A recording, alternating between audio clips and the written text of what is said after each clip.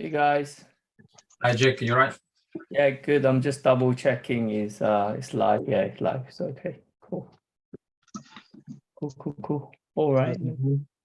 I can take this off. I think. Oh, perfect. All right. How's everybody doing? Okay. Good.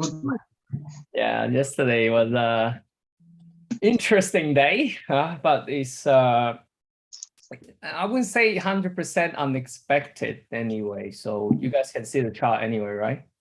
Yeah.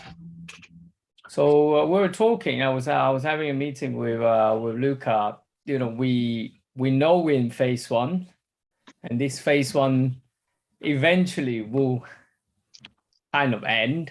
You know, having a bounce. It's been the. Oh, hold on. Just switch off my phone first.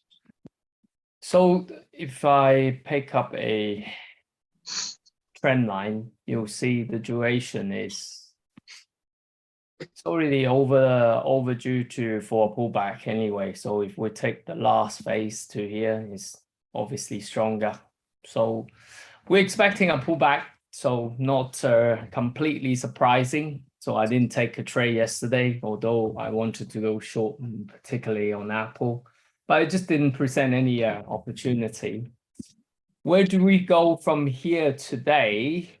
So I think I'll go long because this is a potential right shoulder. Yeah. Shoulder, head, shoulder in here. I mean, multiple way of depending on your appetite on that. I am definitely waiting for the open to reconfirm the momentum or the volume. So a couple of areas that I'll be looking at. First area aggressive would be around here, 3,670. Look for base, something like this to take it long. If not, above here to go long. So I wouldn't take two. It's a phase two trade. If it's a phase one, I might take one here and one there. So, but one of them I will be depending on the opening volume on that. Similar on NASDAQ as well. The price action is very similar. On our first inverted head and shoulder, I like because essentially the right shoulder is higher. So either one, I would like, you know, either break of that or base on this right shoulder support area. So let's see when it brings to the open. One good advantage is dollar starting to pull back a bit more, right, just as we speak. So it pulled back a bit higher, and now yeah, it's kind of dropping a bit. So it's typical phase two. Yesterday we did see bearish engulfing bar, but doesn't change the overall picture. I still want to be a buyer on dollar, but probably next week. So, you know, give us some days of a daily pullback first anyway. So that's why I think we could see a phase two in the sea. Any particular stock that you've seen, Luca, to go long apart from the indice? To go long, I was waiting now because the pre-market is go all lower. Yeah, I have a few, not only three of them really, because yesterday when it's we check through the sector ETF, the one that had the biggest jump is actually energy. So energy sector yesterday had the biggest jump, 4.4%.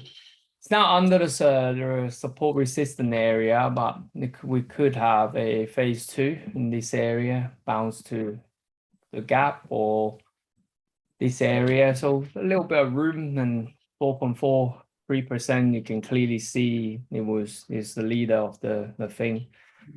OXY, this one, the Petroleum Corporation, is one of them is on my list. It's already done a lot. It arguable yesterday could have taken it, but obviously yesterday I wasn't planning to go long, so we got a bit of room either at least to around this area, but I want some subtle pullback first anyway, so at least to around this area, pull back to 60 something, but let's see, he's gapping lower, but as long as it's above 60, 74 could be on my list to go long, and then this ExxonMobil as well on that, so around 87, 68, so around this area, if I can see a base develop, I could take it long. Another one, the final one would be Tesla. Just it's been holding much better than the indices and still at a support area. So let's see. I have a trend line on 1 hour, pretty much this area now. Anyway, if we can make a base at 282, this area, then I'm happy to maybe continue to buy on that end. Anyone have what's your view on British pound? Anyone want to trade the British pound at the moment? I'm not even checking the chart. Okay, let me explain my view. This is the chart from here. From here, from the left backward, we can disregard now. Yeah. Either you want to trade in this area range to the top, or when it break lower here or break above there, then take a trade. In here in the middle, I have zero interest. This kind of price action is a bit like our politics at the moment. Lack of direction. Okay. I don't know. Traders don't like trading this. I don't like trading this. I don't talk about politics, so I think it is best just to leave it for the moment. Not the best price action. Same as yen as well. We talked about. I said, oh yeah, potentially could sell. Sell what? Everything after this bearish engulfing bar. 1, 2, 3, 5 days inside. Is impossible to trade either below or above. So that's the downside. Who's got alert? You got alerts, Luca? Yeah. What alert have you got? No, it's breaking now all over the S&P and So it's now that in the future. I want to stay above the daily pivot. Yes, the daily pivot is already gone anyway. It's below, so I already know that could drop below anyway. So this morning already dropped below, I think, in the morning. So that little bar. So we don't know. It's definitely not a market that you want to jump in there and throw in loads of money right now anyway. You know, big picture is I still want to be a seller on the indices, but it's just waiting for the right opportunity anyway. Okay. Yeah. What's your view on gold? Let's talk about gold because that's a slightly longer term plan anyway. But I do like the chart of gold at the moment. But what do you guys want to do? Do you want to buy? Do you want to sell gold? What do you want to do? Any plan on gold or not looking at gold at the moment?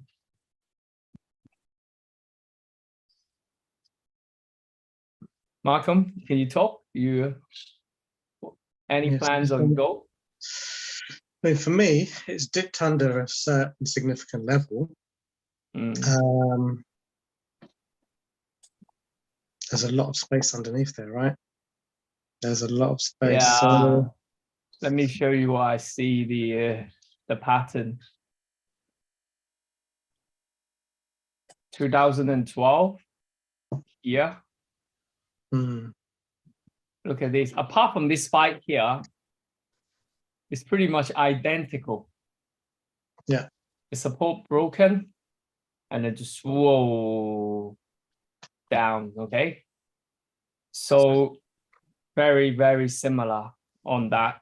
COD data as well is showing no love on gold at the minute. All No right. sentiment love. Yeah, I would definitely sell more selling love to gold. So I will sell it. All right. I'm planning to sell on gold. It's just correlating with dollar at this minute anyway. So whether it's going to be around this 1,680, a little bit above, and under 1,700 area, yeah, I'm definitely looking to be a seller because there's plenty of room on that. At least the first target will be around this area 15, and then I might even hold this some down to this 1450 area as well. So just looking at S&P now, just while we're on this, guys, it's hit that 3670 area, hasn't it?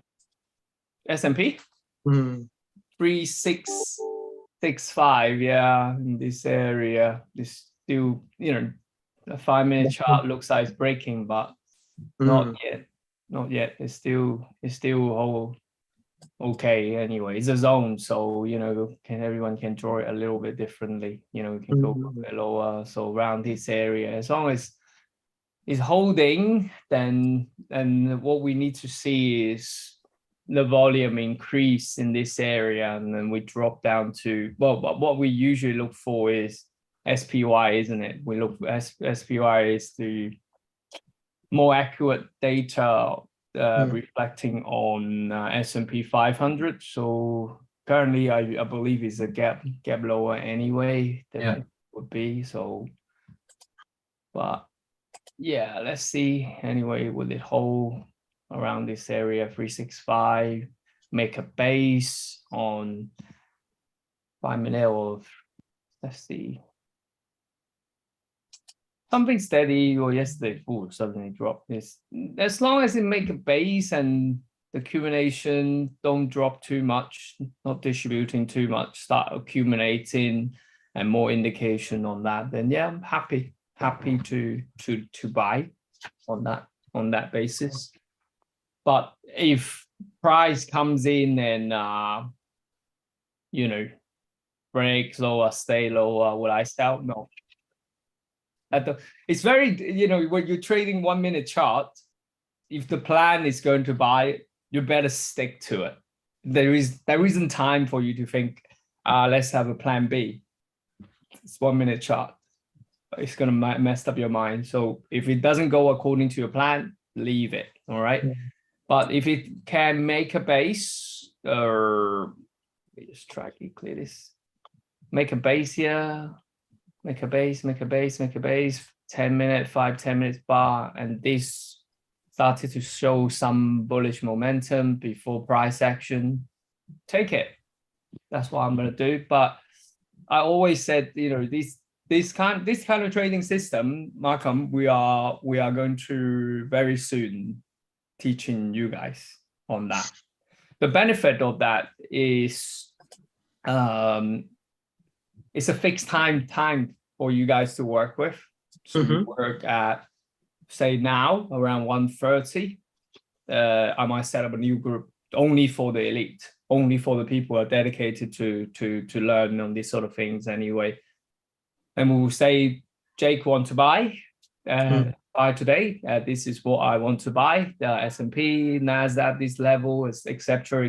Look at my post that you want to buy to. This is it. And then you guys will need to decide before the market actually open. You should make a decision. Am I a buyer today? Am I a seller today? Or am I leaving it today? You've got to have this decision. You don't have this decision, don't jump into the market. And now I want to buy, and then this is the plan. Oh, I like to see this happen, come back, stay above 365. This is a new indicator that I will be teaching you guys on that, how to really properly and use it to sometime along the line to manage. But at the beginning, I think keep it simple, 2-to-1. Yeah, I've done more. I've done multiple to one on this. I'm still want to improve on that. It's crazy amount you can make when you capture a good trade. But my habit is this: if I get into a trade, say S&P today, at around 5 o'clock, above 2 to 1-ish, I'll take 70% out of the day already, and just leaving the remaining to run to the ultimate target or close to that target area. Okay, it's 1 minute sounds like scalping, but we're not scalping because we're planning, we're using the momentum, we're using the phases, and we know we're trading phase 2. So, phase 1, maybe, like I said, I might be a bit aggressive. Okay, phase 1, I take 1 trade here, and then when it break above this area, I take another trade here, or I'll let it run on, take profit, etc. But in phase 2, definitely not a place to take, profit. So for me, still okay, still no problem on getting it long for the minute, but let's see. Tesla as well. Trading Tesla is okay. Luca, trading Tesla is not so bad on the spread for normal account. No, it's okay. All right. So the reason why I said trade Tesla, you can, if I do 2 chart, 1 second. That's the SPY. That's the Tesla. Let's just do a 1 hour chart.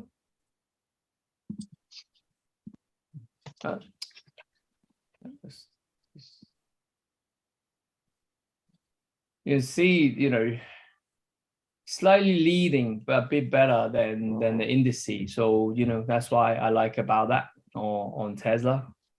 Sometimes it's just finding stock is not the easiest. We have another scanner that, if you look at my stock scanner, when I click it up, I only have 26 stocks after certain criteria I put in there, and then I'll scan through which one I like. It's only 3 of them I like. So for me, today would I take 2 trades? If it present in a very good manner, I would. But 1 trade is enough for a phase 2. I'm not going to be ultra aggressive. Usually when I'm trading with the trend, 2 trade. I won't take any more than 2 anyway. Would you, Luca? I can't manage to in 1 minute. More than 2 is very difficult. So 2, but definitely is even for newbie like Malcolm, you can start using this to trade, say, S&P and Nasdaq on that, because it's, the margin is not high, and you're familiar, of course, with that, and it's just the opening time. Using the momentum, the AD line, we call it accumulation distribution. So to check the volume on that. So, but these we are already preparing the material to teach you guys properly, and we also have we're working with a distributor platform partnership that is going to be should be quite amazing, but just the final detail that we're working on at the moment. We'll keep you guys posted on that anyway.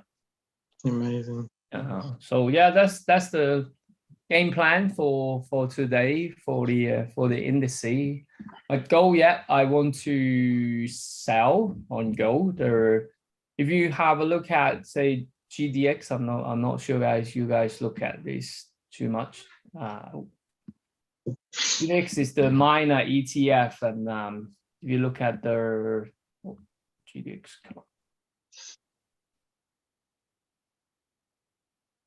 is already cleanly breaking levels quicker than gold. Gold miners are the commercial player of gold. They would have much more information than even trader like us. If their share prices are falling, is a very, very strong indication of these 2000 and things. This look, boom, could happen. Could even may look to sell it as well. I might look to sell the stock as well. So at the end of the day, we trade whatever is more a trending market, and this is a clear trend on that. So There's something that we'll bear in mind for the next week or two. Will be top of my list to sell gold. Silver is lagging behind a little bit, but eventually will catch up. I'm not a big silver trader anyway, so I'm happy to trade gold on that. So gold shorts is definitely on my list. How about Bitcoin? Anybody starting buying Bitcoin because it's holding in this $20,000 area? Anyone want to buy it? It's just sleeping there.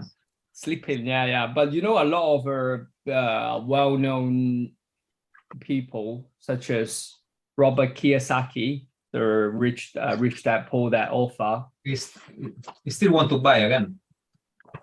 He back in 2020 said buy all the Bitcoin now because you'll never have a chance to buy it under 20K, which is here, right? Yeah. I believe we'll see 14 or lower. Then I will buy. So not now. You can see this behavior, you know, support level, keep on revisiting. It's not a nice area. You can see ultimately a little bit of buying and selling coming. Now it's just ranging. Okay. I see this break just a matter of time.